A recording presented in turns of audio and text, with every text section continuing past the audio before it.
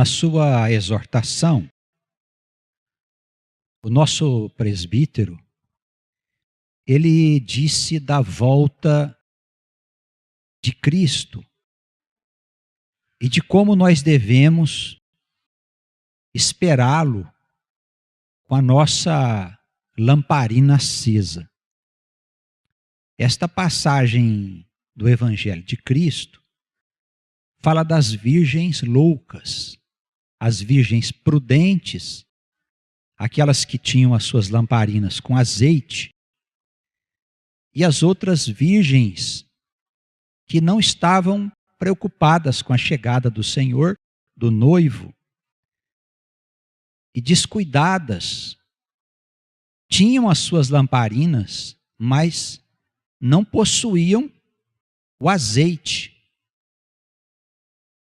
E o Senhor chegou, o noivo chegou numa hora em que ninguém estava esperando.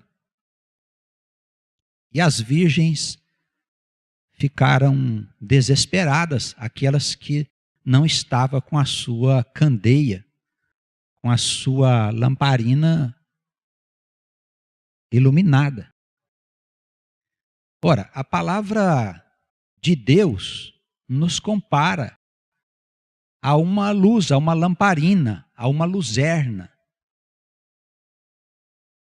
E ela diz que a luz precisa ser colocada em lugar devido para que ela dê luz aos que estão na casa. E nós, envolvidos pela vida, nem sempre estamos preocupados com esta luz. Ou seja, não estamos cumprindo nenhum papel lá fora. A nossa vida é quase toda consumida com a nossa profissão, com os nossos estudos, com a nossa família, não cuidando nós a não ser das coisas relacionadas com o mundo.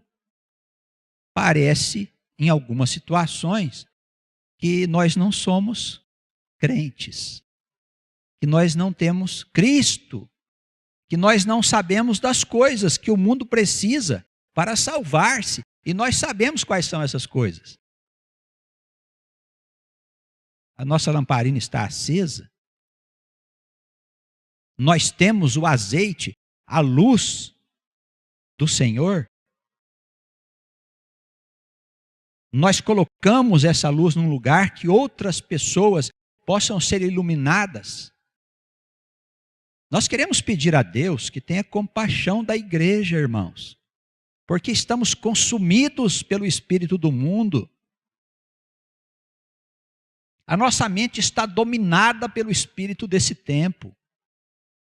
Nós estamos escravizados das coisas que esse mundo nos apresenta. Os nossos sonhos só têm a ver com o sonho do mundo. O mundo é um falso profeta que nos promete coisas que não vão acontecer. Ele fala de um futuro que não existe, irmãos. E nós precisamos compreender isso não como um castigo de Deus, mas a causa desse futuro inexistente é porque o mundo escolheu um caminho errado e fundamentou a base da sociedade num alicerce falso. A casa deste mundo foi construída sobre a areia, por isso a casa está balançando. Não precisa ser gênio, nem sábio, nem doutor para concluir que a hora que vier a tempestade, a casa que está sobre a areia vai cair. Não é o que acontece quando a gente vê aqueles casebres serem abatidos pelas chuvas? Ele foi construído por uma pessoa que não tinha recurso, e ele não furou sobre a rocha, não estabeleceu os alicerces lá embaixo. O que aconteceu? Veio a tempestade, o casebre foi para baixo. De vez em quando cai até em cima do sujeito lá, que morre com a sua família. Não é necessário ser gênio, teólogo, doutor, filósofo, muito entendido, para saber que a casa do mundo está ruindo. Nós sabemos, irmãos, que existe um conhecimento revelado. Esse conhecimento é o único capaz de mudar o sentido da vida. Nós mudamos a nossa vida ou nós continuamos como nós estávamos até pouco tempo, antes de conhecer Jesus? o que nós pensamos que é Jesus? Alguém que vai me ajudar a vencer na vida? É isso que eu penso que é Jesus? Jesus veio trazer o que para mim? Salvação? Salvação da vida mundana? Ou salvação para a eternidade? Jesus veio trazer para mim uma mensagem diferente da mensagem que o mundo tem. Ele veio me oferecer uma paz diferente da paz do mundo. Ele veio me oferecer uma vida diferente da vida que o mundo oferece. Um caminho diferente do que o caminho que o mundo me oferece. Uma verdade diferente do que aquela que o mundo me oferece. Jesus é o caminho, a verdade e a vida, mas não do mundo. É um outro caminho, irmãos. É uma outra verdade. Não está nas escolas do mundo. Não está nas doutrinas do mundo. É revelado através do Evangelho. E você precisa abrir o coração para quando a palavra de Deus estiver sendo anunciada, você possa receber a revelação de Deus sobre esta verdade. Não basta só a gente dizer, o seu coração tem que estar dilatado. Você precisa abrir os seus ouvidos para perceber, os olhos para ver, não os olhos da carne, mas os olhos do Espírito. De outra forma, nós vamos continuar como lamparinas que estão apagadas. E vamos nos surpreender com a chegada do noivo. Quando o noivo chegar, cadê a luz? Ah, Senhor, não temos azeite. E o que você estava fazendo? Eu estava me divertindo, passeando, dando risada, comendo, bebendo com os ébrios, brigando, disputando. E a anunciação? E o evangelho? O que você fez para o que estava sofrendo? Para quem estava passando fome? Quem estava doente? Quem estava perdido? Na prostituição? O que você fez? Ah, Senhor, não deu tempo. Eu estava ocupado. Ocupado com o quê? Ah, eu estava pensando no meu gado, no meu campo, nos meus negócios. Ah, você estava ocupado com isso? Pois é, então vai lá agora cuidar dos teus negócios. Ah, a gente quer entrar. Ah, não tem jeito, a porta já fechou. Não entra mais. Seremos apartados de Deus porque nós não temos luz em nós. Nós não estamos chamando vocês para vir participar da vida de uma igreja. Nós estamos chamando vocês para mudar de vida. Quantos anos você tem? Ah, eu tenho 40 anos. Você, 50. E você, 60. E você, 18. E você, 20. Já passou pela sua cabeça que tudo que você aprendeu até agora é errado?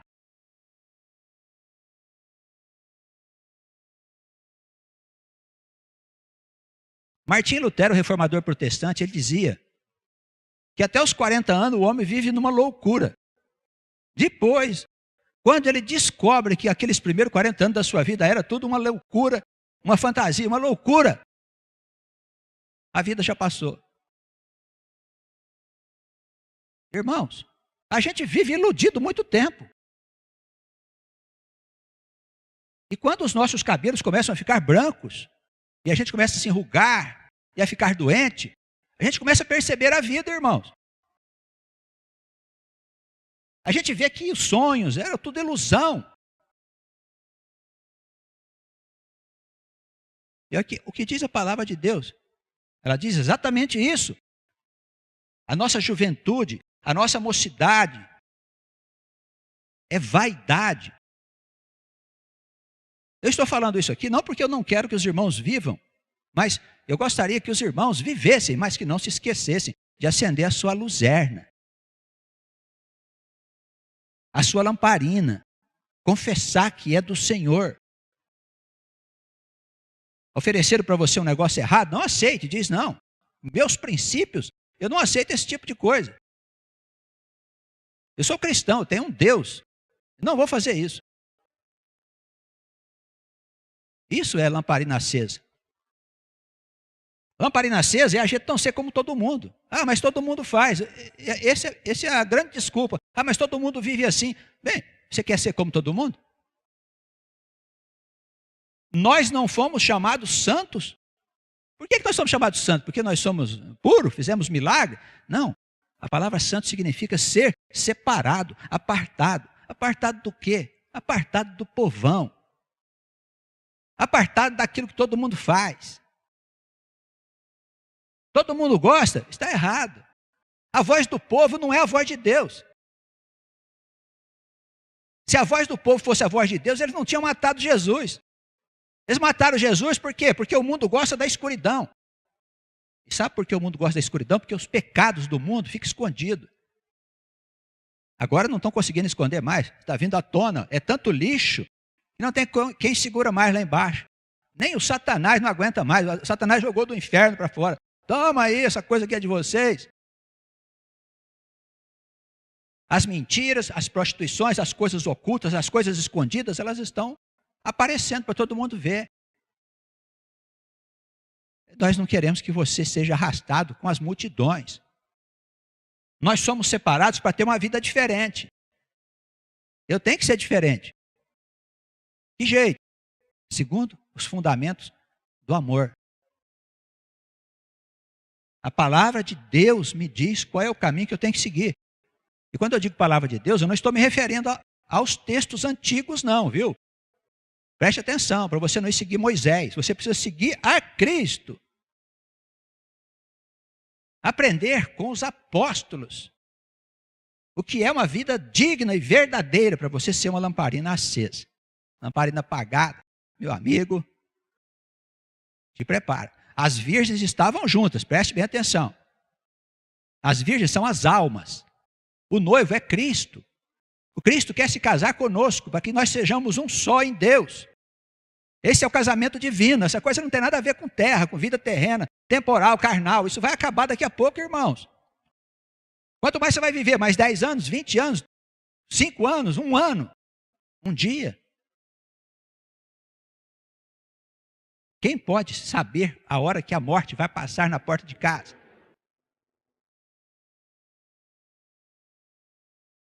Não podemos deixar para amanhã. Como diz o Senhor, o dia aceitável é este o dia.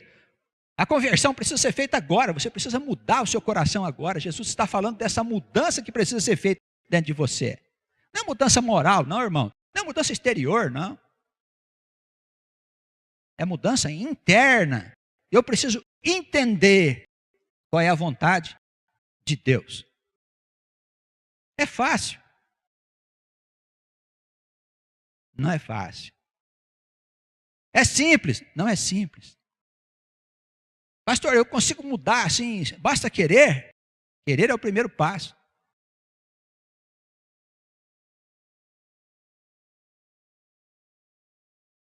Mas, se é assim mesmo, muitos entrarão pela porta.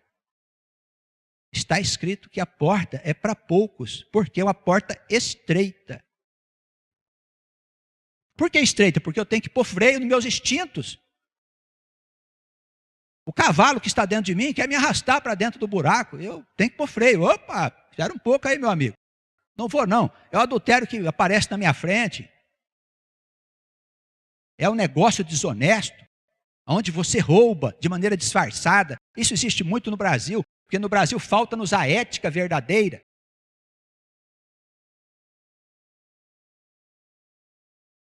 É quando nós nos deixamos queimar de inveja pelas coisas que as pessoas têm, queremos ter também. É quando desonramos os nossos pais. É quando mentimos. É quando deixamos as conversas fúteis tomar conta do nosso coração, da nossa mente. É quando trazemos para dentro da nossa casa a prostituição, a pornografia. Todas essas coisas são arrastamentos que nós precisamos aprender a pôr freio nele. Pé no freio, meu filho. Freia o negócio, o bicho aí. Segura ele. Porque o nosso desejo é pular dentro do buraco do pecado. Pum, lá dentro. Pessoal, vai ter uma festa. Bebida, comida livre. Vamos embora. Olha, é o seguinte, tem um problema. Vai ser 20 quilômetros daqui, 50 quilômetros. Começa às 9 da noite. Nós vamos lotar a festa, gente. Lotar. Comer e beber e nos divertir. De madrugada vamos embora para casa. Irmãos, nós precisamos fazer um mutirão para construir uma pequena igreja onde vai ser anunciada a palavra de Deus. Eu preciso da participação de todo mundo. Levanta a mão. Às vezes uma mãozinha, assim. Não dá, pastor, sabe, eu vou estar ocupado, vou aquilo. Nós gostamos de fazer as coisas erradas, gente. Nós gostamos do mundo. Então, como vamos nos salvar? Em Romanos capítulo 7, o apóstolo Paulo descreve acerca da sua luta contra o seu pecado, contra a sua carne. Ele dizia assim: o meu ser interior sabe o que eu preciso fazer, mas o meu corpo faz eu fazer uma coisa que eu não quero fazer.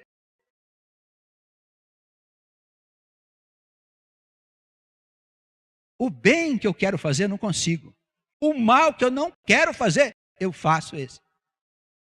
Os irmãos percebem, o apóstolo Paulo, que fundou a igreja cristã, ele dizia assim: olha, é um conflito dentro de mim. Um conflito.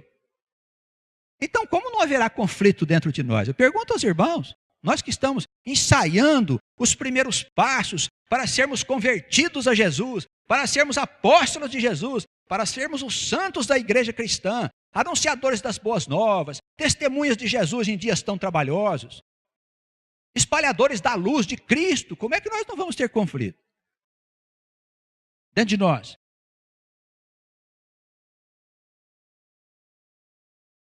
Paulo dizia: olha, sabe como eu consigo vencer?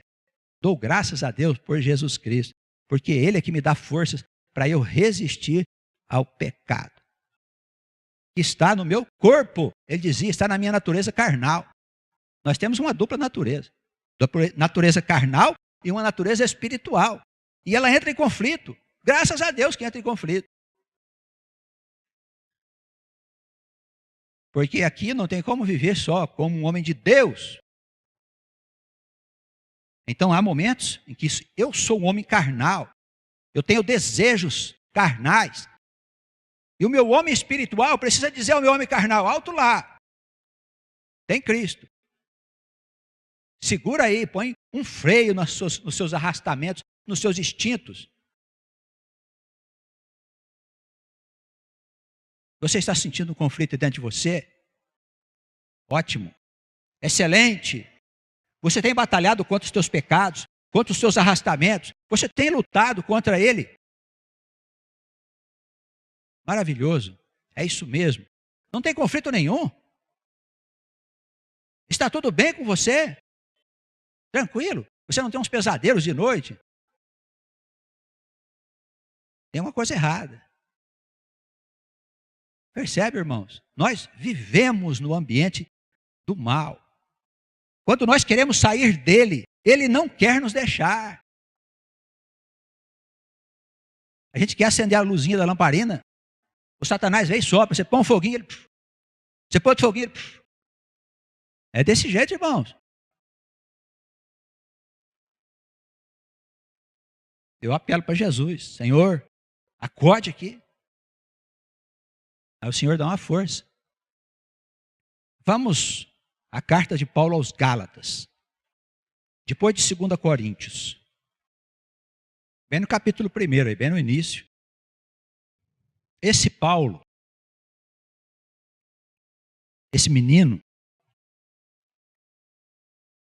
ele era um homem profundamente conhecedor das Escrituras Sagradas. Ele não falou do Novo Testamento, porque o Novo Testamento é a história da vida dele e dos demais apóstolos, assim como a história da vida do Senhor. Na época de Paulo, não existia o Novo Testamento. Amém, igreja? Havia só o Velho. Paulo foi um homem profundamente instruído na Escritura, porque ele foi instruído por um dos melhores rabi que havia naquele tempo, Gamaliel. Ele conhecia tudo do Velho Testamento. Ele tinha uma forte convicção de que os cristãos eram contra Moisés. Ele era jovem, era membro do Sinédrio, Era a cúpula religiosa daquele tempo. Ele dizia: esses cristãos estão conspirando contra os interesses de Deus. Mas eu estou disposto a servir o meu Deus e vou combater essa doutrina insana. Paulo. Porque a lei de Moisés, ela prescrevia vários procedimentos que você tinha de fazer para agradar a Deus e fazer parte daqueles que estavam cumprindo as determinações do Pai.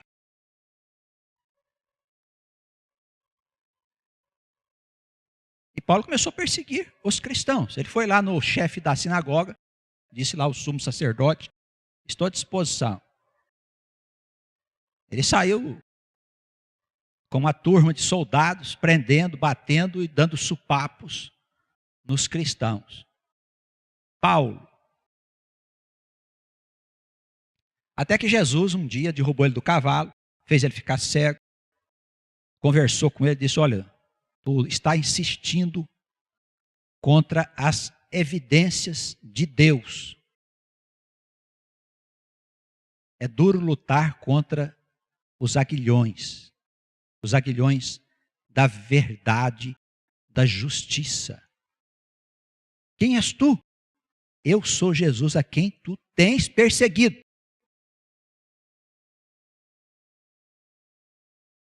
Converteu-se naquele dia. E Jesus disse: olha, você vai levar esta mensagem aos povos gentílicos, quer dizer, a anunciação do evangelho que havia sido feita em Israel por Jesus tinha um caráter de ter sido revelado apenas para o povo escolhido. Jesus disse a Paulo: olha, vai levar às outras nações. E Paulo se converteu e compreendeu que Jesus era o Cristo, aquele que Moisés havia dito que Deus levantaria no meio do povo e que o povo precisava ouvi-lo. E Paulo saiu para o mundo fundando igrejas, comunidades, estabelecendo esta nova mensagem, acendendo lamparinas, acendendo candeias. Mas, irmãos, do mesmo modo que nós somos levados a um conflito dentro de nós, por causa do diabo, também a igreja é levada a conflitos. E se nós não tivermos cuidado, a igreja pode ser atraída pelo maligno. E o apóstolo teve dificuldades com a implantação da boa nova naqueles corações. Sabe por quê? Porque dentre os cristãos haviam pessoas que achavam que para o homem ser salvo, além de crer em Jesus, era necessário cumprir certos preceitos da lei. Da lei? De que lei? De César? Das leis civis?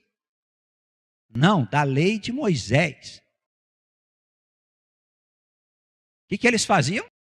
Eles iam até a comunidade que Paulo tinha fundado e dizia assim: olha, não é bem assim como esse Paulo disse não, hein? Vocês sabem que ele perseguia a igreja? Vocês sabem que ele concordou no espancamento de cristãos? Vocês sabem que ele estava lá na morte de Estevão, quando ele foi apedrejado? Olha só o jeitinho deles, hein? Aí os irmãos: não é bem assim, olha. Paulo até que é um sujeito bom, tudo mais. E esses irmãos que vinham lá de Jerusalém, eles continuavam argumentando. Vocês estão sabendo que ele já discutiu com Pedro sobre essa questão da igreja? Vocês podem ter certeza, a gente tem que crer em Jesus Cristo, ele é o Messias. Porém, nós temos que seguir alguns preceitos da lei. A circuncisão, por exemplo. E aquilo criava na cabeça das pessoas uma dúvida. Essa carta que Paulo escreve aos Gálatas, as igrejas da Galácia, que eram várias igrejas, tinha igreja em Antioquia, em Icônio, em Listra, em várias cidades havia comunidades. Esses cristãos que ainda não tinham sido convertidos a Jesus, não compreendia que o homem se justificava pela fé, sem obras. Eles iam lá encher a cabeça do sujeito de bobagem. Não é bem assim, eles diziam. E hoje, nos nossos dias, nós temos muita coisa parecida com isso, irmãos.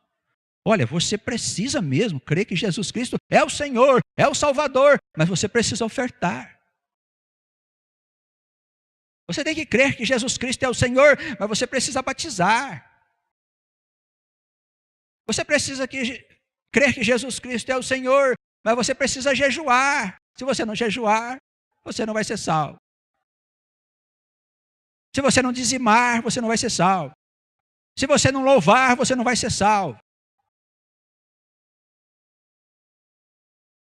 Irmãos, quem que vocês acham que está por trás de toda essa história? Quem que vocês acham que distorce o sentido das coisas de Deus? Não é o mesmo que vem encher a nossa cabeça de bobagem, dizer que nós não temos tempo para a igreja? Basta a gente ir na igreja que a gente está salvo. Não é o danado que fica lá soprando a nossa lamparina?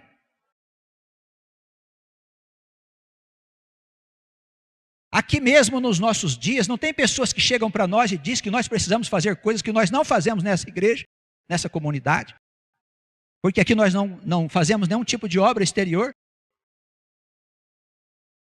Eu tenho afirmado muito que a doutrina de Jesus não é comida e bebida, diz o apóstolo Paulo. O Senhor não quer saber o que você come. O Senhor não quer saber o que você veste. O Senhor não quer saber o que você bebe.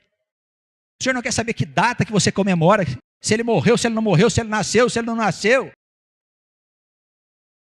Se você é batizado nas águas, se você frequenta a igreja A, B ou C. Jesus quer saber que sai da tua boca. Porque da tua boca é que sai a mentira, o pecado, o adultério. Jesus quer saber o que você tem no coração, meu filho. O que você tem no coração é esse o motivo da igreja. Nós estamos na igreja para renovar o nosso coração, para jogar fora a tralha velha e deixar o Senhor fazer uma pessoa nova. Mas vamos ter inimigos. Pessoas vão chegar aqui e dizer: ah, não, vocês precisam fazer tal coisa. É só você perguntar para você mesmo. É uma prática exterior? Você tem que ir subir o monte. Se você não for subir o monte, Deus não vai te ouvir. Não é dentro de nós isso. São obras que o homem faz para justificar-se. Os irmãos percebem o que são as obras? E elas estão à nossa volta. Esse espírito maligno que está por aí, ele vem para soprar a nossa lamparina. Ele quer atrapalhar o nosso ministério. Ele não quer que a gente traga luz para as nações. Ele não quer, irmãos. O apóstolo, quando escreveu essa carta às igrejas da Galácia, esses cristãos que não eram muito bem cristãos, já tinham passado por lá, envenenado o coração dos irmãos.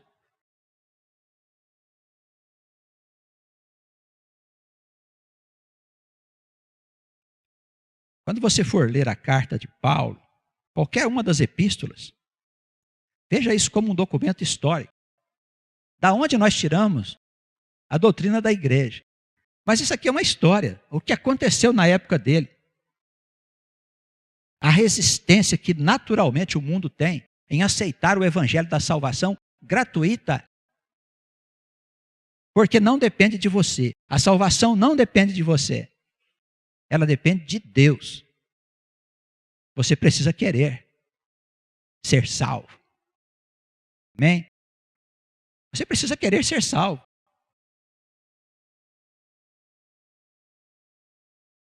Não pense você que Jesus vai entrar na tua vida para te salvar e tudo vai continuar na mesma. Ele vai entrar e vai mudar. E vai jogar fora aquilo que não presta. E vai pôr coisas novas na tua vida. Tem que haver essa mudança. Senão, não aceitamos Jesus. O apóstolo faz aqui a sua introdução na carta. Peço aos irmãos para me acompanharem, os que estão aqui, os que estão recebendo em outras cidades. Veja a saudação dele na abertura da carta. Ele diz: Paulo, apóstolo, não da parte de homens, nem por homem algum, mas por Jesus Cristo e por Deus Pai, que o ressuscitou dentre os mortos, e todos os irmãos que estão comigo, escrevendo às igrejas da Galácia. Graça e paz da parte de Deus Pai, nosso Senhor Jesus Cristo, o qual se deu a si mesmo por nossos pecados para nos livrar do presente século mau, segundo a vontade de Deus, nosso Pai, ao qual a este Deus seja dado glória para todos sempre. Amém. Irmãos, pode parecer uma simples introdução, né? Mas veja só. O que é o apostolado? O apostolado é o ministério que a gente recebe de Deus para acender uma lamparina. Quando a gente fala de apostolado, de ministério, parece até assim, eu vou ter que fundar uma igreja para ser um ministro.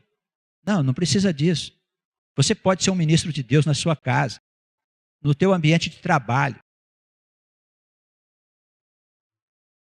junto dos teus familiares, junto dos teus amigos, conhecidos. Hoje o que a gente vê é mais as pessoas exaltar o mundo. Nós precisamos dizer a elas, olha, nós precisamos lembrar de Deus, que nos dá a vida. As pessoas estão se afastando de Deus. Nós somos ministros de Deus, irmãos. O que existe em nós não é desse mundo. Vem do Criador. Tanto que Paulo diz assim, olha, eu não fui constituído apóstolo por homens. O que ele quer dizer? Que o sacerdócio dele não é como um sacerdócio pastoral que nós vemos nos nossos dias. Ele não foi ordenado padre, ele não foi ordenado pastor, que são ordenados por homens. Não temos nada contra. Respeitamos. Achamos até que tem o seu papel social. Mas o apostolado dos homens de Deus, das mulheres que servem a Cristo, ele não é feito por homens que estão aqui nesse mundo, por nenhuma escola. Nós somos feitos ministros, servos e servas de Deus pelo Espírito Santo. Ele é que nos escolhe. É Ele que nos credencia. Por isso ele diz na introdução da sua carta, apóstolo não da parte de homens, nem por homem algum, mas por Jesus Cristo e por Deus Pai. Você pode. Você pode. Meu irmão, minha irmã, você que é jovem, você que já está vencendo na idade, você pode. Você pode. Deus pode credenciar você para falar da luz da eternidade, para revelar as coisas que as pessoas precisam saber. O mundo está indo para o buraco. Nós vamos ver o desespero multiplicar, as depressões, as angústias, os suicídios. Nós podemos mudar isso. Eu posso, você pode, todos nós podemos mudar. Isso não tem nada a ver com a nossa vida pessoal. Não importa a tua profissão, deixa de lado isso, meu irmão. Está acima. Continue trabalhando, fazendo o que você faz, mas não perca tempo. Assume o seu apostolado. Porque não sou eu que vou credenciar você. Não é necessário você entrar na escola de teologia. Não precisa fazer seminário. Não precisa estudar. Não se trata de uma doutrina complexa que você precisa saber, conhecer profundamente. Não se trata disso. Ensinar a amar uns aos outros é a coisa mais simples do mundo. Você precisa amar a pessoa que está do teu lado. Como o amor não espera retribuição, você não vai viver em conflito com ninguém. Quem ama, tudo suporta, tudo espera, tudo crê. Constituídos apóstolos, servas e servos do Deus vivo, pelo Senhor nosso Pai, nosso Deus e Jesus Cristo, nosso Senhor e Salvador. Constituído, eu creio nisso. Senhor, conta comigo. Amém? Conta comigo.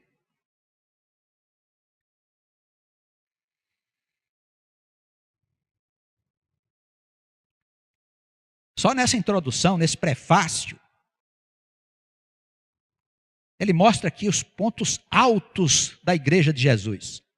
Ressurreição dentre os mortos. Que morte, coisa alguma. Deixa de acreditar na morte, acredite na vida. Todo mundo vive com medo da morte, gente. Outros acham que a morte é a solução. Ah, estou sofrendo, vou me matar. O Criador criou você para a vida. E você inverte a obra do Criador, percebe? Isso é muito grave para a sua alma. Muito grave, não faça isso. Converse com o pastor da igreja, vai conversar com ele. Escuta, eu estou com as ideias loucas aqui na minha cabeça. Me ajuda. O pastor vai orar por você, a igreja vai orar por você se for necessário. Você vai se libertar dessas ideias, desses maus pensamentos que passam na cabeça de todo mundo em determinado tempo da nossa vida, irmãos.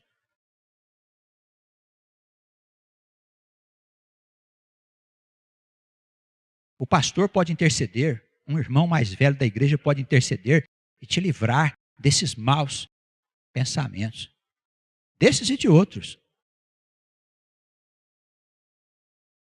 É o sujeito que quer apagar a tua lamparina, meu filho. Entendeu?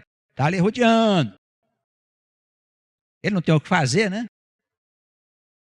Então ele fica atrás da tua vida tentando encher sua cabeça de bobagem. Ah, você está sofrendo muito. Larga disso. Não vai ficar sofrendo, não. Ele só não fala assim, vem aqui para dentro da minha toca, né? Porque você vai para lá. Ele está te levando para dentro do buraco dele.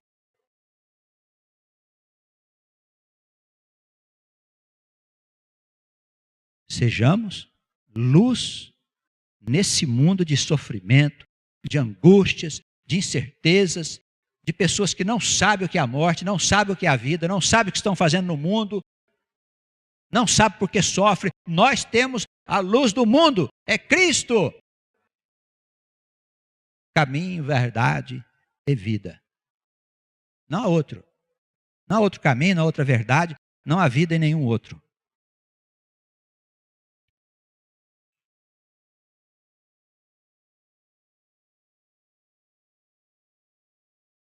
Olha só outro ponto importante da igreja. Jesus deu a si mesmo por nossos pecados, para nos livrar do presente século. A crucificação tem uma coisa importante, um papel muito importante na nossa vida, irmãos. Porque antes de Cristo nós ofertávamos as pessoas. Para se justificar diante de Deus, tinha que matar um animal, um bezerro, um cordeiro, uma rolinha, tinha que pagar dízimo, tinha que fazer uma série de coisas que Moisés determinava.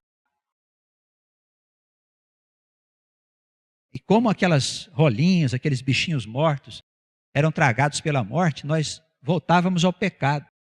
As pessoas que ofertavam, voltavam a pecar, fazer doidices. E quando Cristo se ofereceu, como diz aqui o texto de Paulo, como oferta por mim, por você, por todos os nossos pecados, essa oferta não foi tragada pela morte, porque Deus levantou Jesus dos mortos, disse: ele vive.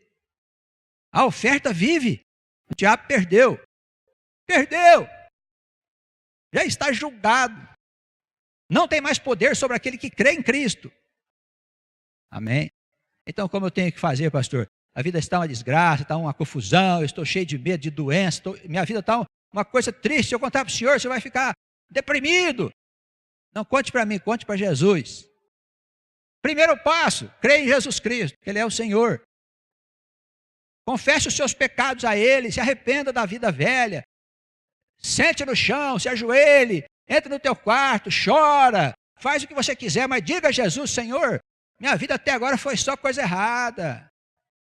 Minha vida não serve, minha vida é uma vergonha. Tem misericórdia de mim. Eu tenho certeza, Senhor, que sem a tua ajuda eu vou afundar. Vem logo, como o Davi fazia, né? Não demora não. Vem para a minha vida. Porque a oferta vive. Se ela entrar na tua vida, já não há mais derrota. Não importa se haja doença, se haja tragédia. O que acontecer não importa mais. Porque sofrer com Cristo é diferente de sofrer sem Ele. Quando nós ficamos tristes com Cristo, nós sabemos que aquela tristeza, ela vem antes de uma grande alegria. E definitiva, a tristeza do mundo não. Quando nós ficamos tristes no mundo, o que sobra depois da tristeza é a morte. Tem cheiro de morte, percebe? Então eu prefiro ficar triste com Jesus do que triste com o mundo. Porque Ele teve aflições. Lê a vida de Jesus para você ver como Ele teve aflições. Se recolhia para orar constantemente, pedindo ajuda a Deus. Paulo teve aflições. E nós? Nós também teremos aflições. Mas sofrer com Ele é prenúncio de uma vida gloriosa, de uma felicidade que vem para se estabelecer e não mais ir embora.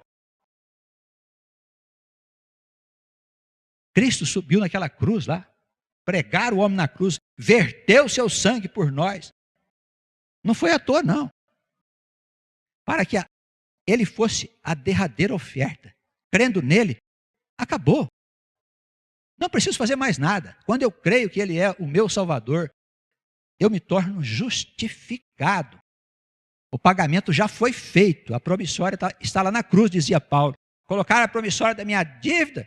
Estava com Satanás, deve ter um escritório imenso lá, né? Porque o que tem de pecador nesse mundo? O povo vive em pecado, fazendo coisa doida. O escritório do diabo deve ser uma coisa enorme para guardar as promissórias do povo.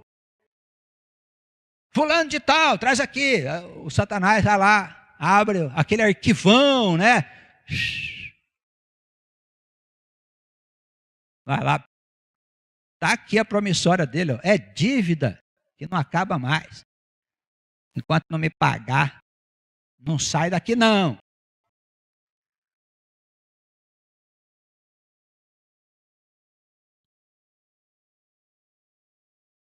Chame Jesus. Ele pega a tua promissória e toma conta dela. E diz para o diabo: agora ele é meu. Eu comprei a dívida dele e paguei. E sobre o meu sangue você não tem poder. Sabe o que o diabo faz? Ele, ó, pega a malinha dele, vai para o inferno, de volta lá para o escritório. Administrar o grande número de pecadores que ele tem à disposição dele. Eu estava lá no meio. Graças a Deus, pulei fora. Não quero saber de diabo não na minha vida, gente. Tá bem? Quando a coisa apertar para o teu lado, você chama Jesus. Aquela cruz me salvou. Amém? Eu creio nisso. Eu creio com todas as forças do meu coração. Essa convicção é viva dentro de mim. Não pode ser uma coisa intelectual, que está só na minha cabeça. Isso precisa estar dentro do meu coração. Tá bem, irmãos? Ele se deu a si mesmo por nossos pecados para nos livrar das amarras desse mundo. E olha que o apóstolo diz assim, olha, esse mundo é um mundo mau. É um tempo ruim para nós. É um lugar de perdições. Jesus Ele nos livra. Olha, e a palavra diz mais, ela diz assim,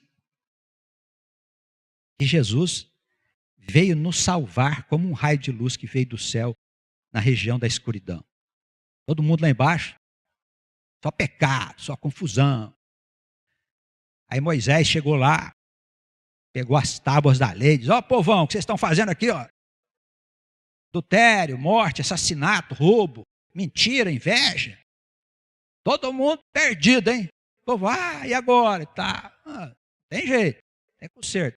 Faz sacrifício, volta o pecado, tá? Escuridão, embaixo. Um raio de luz, desceu e começou a clarear as coisas.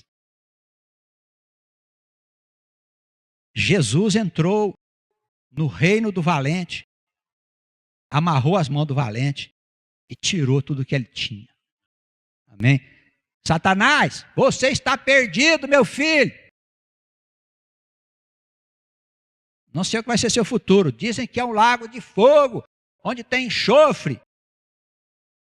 Porque o raio de luz desceu dos céus. E sabe por quê? Olha o que ele diz aqui no versículo 4, bem certinho, aí vamos concluir já. Jesus se deu a nós em sacrifício vivo por causa dos nossos pecados, para nos livrar desse século mau, desse tempo de perdição, cumprindo a vontade de Deus. Olha lá, segundo a vontade de Deus. Então Jesus é a vontade de Deus para me socorrer, para socorrer a você, a sua casa, para socorrer a sua consciência que está em perdição, para tirar nós do reino da escuridão e trazer a nós para o reino da sua maravilhosa luz. Amém? Essa é a vontade de Deus, meu filho. Acabou. Se é a vontade do Criador, quem pode impedir?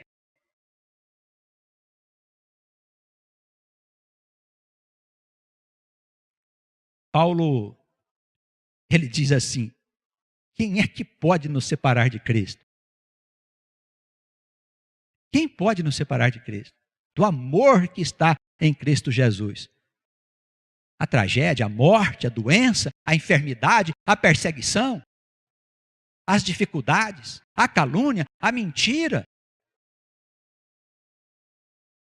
Algum anjo? Alguma potestade? Algum arcanjo? Alguma profundidade? Alguma altura? Alguma largura? Quem pode nos separar do amor de Cristo Jesus por nós? Ninguém pode, porque é o amor de Deus, do nosso Pai, do nosso Criador. Ninguém pode. Irmãos, o laço foi estabelecido agora, em nome do Senhor, esses corações sejam a partir de hoje cativos do Espírito Santo. E não mais se desvie do caminho. Vamos manter nossa lamparina acesa, viu, irmãos? Vamos fazer um esforço. Ele abençoe a igreja. Todos os irmãos que estão aqui e as irmãs, os que recebem a palavra em outros lugares, possam ter a firme consciência das grandes dificuldades que nós enfrentaremos na implantação do Evangelho, não só na nossa vida, mas na vida das pessoas que nós queremos salvar. Mas nós vamos fazê-lo e vamos ter vitória em nome de Jesus. Amém.